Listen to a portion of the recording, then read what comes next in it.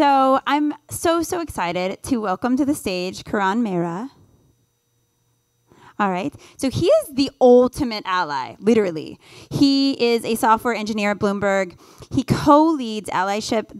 He co-leads the Allyship movement that supports Bloomberg, the Women in Tech organization, as well as middle school girls, and just overall pipeline for talent and STEM. So thank you so much, and let's give a round of applause. Thank you.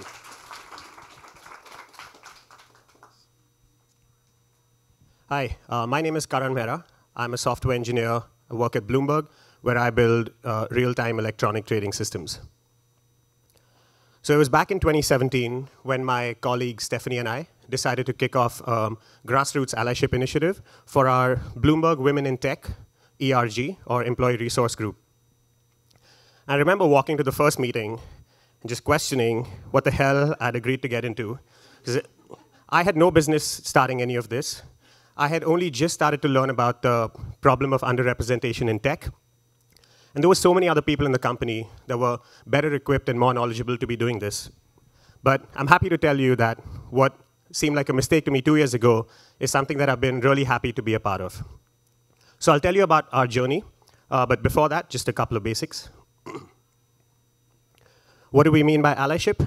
Allyship is the work to understand and eliminate barriers to opportunity, access, and equality for underrepresented groups. By grassroots, we mean this is not a top-down program that's mandated by HR or senior management. It can be started by anyone, and I'm hoping that'll be you. Our initiative is currently scoped at being better allies to women, but everything I tell you today can be applied for allyship to all underrepresented groups, because all of us can be allies to someone else. OK, so I'd like to walk you through what I think are the three big phases in the life cycle of a grassroots initiative. First, even before you start, you need to decide whether and how you're going to go about this. Then you plant the seeds for these grassroots. And finally, you grow this out and scale. So the first phase, you probably want to answer some of these questions even before you get started. And let's look at the early days of our journey to see if it helps answer some of your questions. So back to that nervous meeting room with Steph. And we're trying to figure out what's a good way to announce our initiative. And we think, let's put together like a 90-minute workshop, which will be informative, and it'll be interactive, and it'll be impactful. That sounds like a good idea, right? Wrong. Bad idea. Next, we're trying to figure out who should be part of these workshops. So the group we were trying to mobilize was men. And so we figured, in order for them to engage in a way where they don't really get on the defensive, maybe it'll be better to create a safe space and have only men in the room. Again, seems like a reasonable idea, right? Wrong. Amateur hour. Next, what do we do about our friends in HR? We kind of want to do this in an independent grassroots manner, but it's not like they're not going to find out. So should we proactively go and let them know about this initiative, even before we know what we're doing? Does that seem like a good idea? Well, that actually did turn out to be a good idea, because even though we're trying to run a grassroots initiative, we're not trying to form like a rogue anti-establishment unit out here. So their support is actually crucial, and they end up being part of our early stakeholders. So we get to work on the workshop prep. I need to do a lot of reading online. We also speak to our colleagues in the company to see which of the problems we've read online actually exist in our workplace. So we find that a lack of awareness and unconscious bias are the two main themes. And we look to incorporate that directly into our workshops. And that is a good idea. But despite the initial excitement, progress is really slow for the first few months. We both have day jobs as engineers. We've got no experience putting together workshops. We want to look for help, but we don't know where to look. We don't know who else in the company even cares about this. So someone suggests, why not have like a community-facing kickoff event to announce your allyship initiative? Because you tend to find the most motivated people there. And we thought, you know what? Yeah, that does sound like a good idea, right? Wrong. Great idea. Because not only do we find our next team member, we also find out for the first time the level of enthusiasm in the company for something like this. But most importantly, we realize that Us sitting in a corner all this while, working on this workshop in solo, was a rookie mistake. We should have started engaging with the community a lot earlier. We would have probably gotten further by now.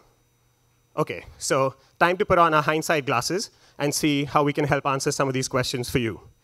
So firstly, why do an allyship movement in a grassroots fashion? The biggest reason is it allows you to have organizational impact without having to be part of senior management or HR. It lets you start small, and you can take your time growing out. What do you need to know before getting started? When it comes to content, not much. As long as you can start the conversation, that's a good start. Who else needs to be involved? You just find one other person to get started. Our mistake wasn't that we had too few people in the beginning. Our mistake was we were trying to do too much too soon. And while it's good to start identifying stakeholders early in the process, this is something you can even do as you grow. And finally, where does this fit in your organization? So we had the Bloomberg Women in Tech ERG, but if you don't have one like that, start as small as you want. Look in your own group or department. Let's move to phase 2, where you plant the seeds and kick things off the ground. What are the 3 main things you need to figure out in this phase? It's your content, your audience, and your metrics. OK, back to our story now. We'll move the calendar ahead to 2018. So we learned a lot from this kickoff event.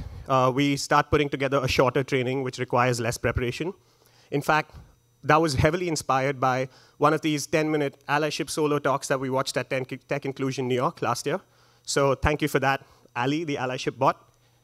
Another thing that we learned is we weren't as smart as we thought, trying to restrict the audience to just men, even though it came from a good intention. What we find is that when men listen to the personal stories of women in the room directly from them, it ends up having a much bigger impact than anything that we can tell them. We do have some good ideas, though.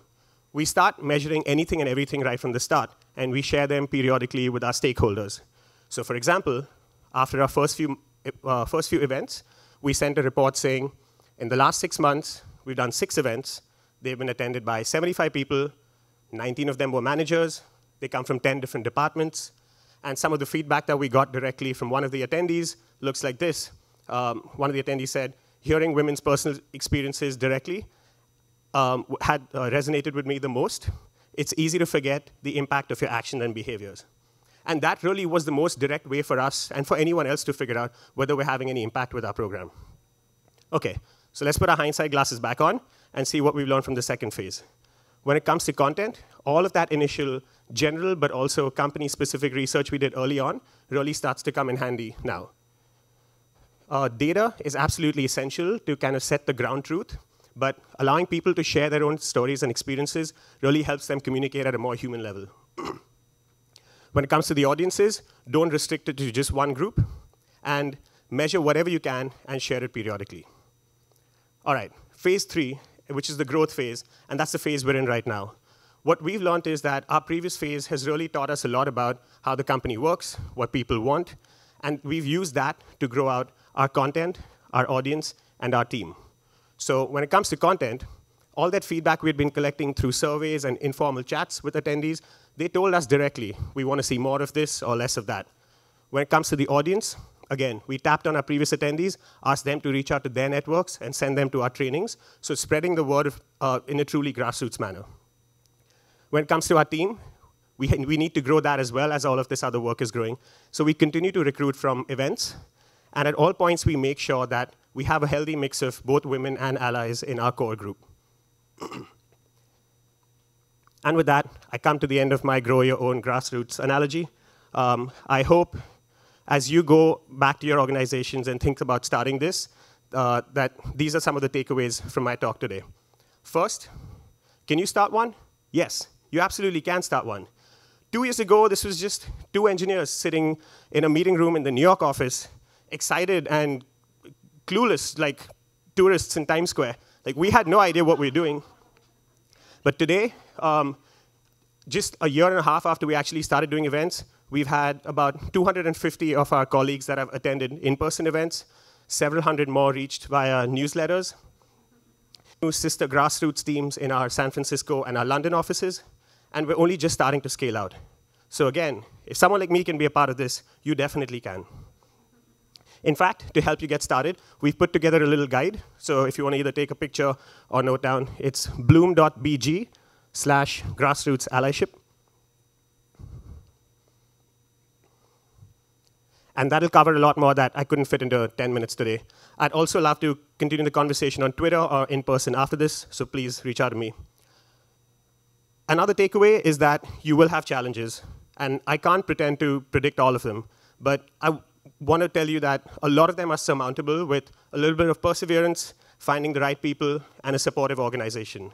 And the fact that you're sitting here on behalf of your organizations today is a pretty encouraging sign. And finally, is it worth doing? You know the answer to that. It is worth doing. We're not going to be able to make a difference if we continue to expect the minority groups by themselves to make seismic culture changes. And with that, thanks for coming to my TED Talk. Yep.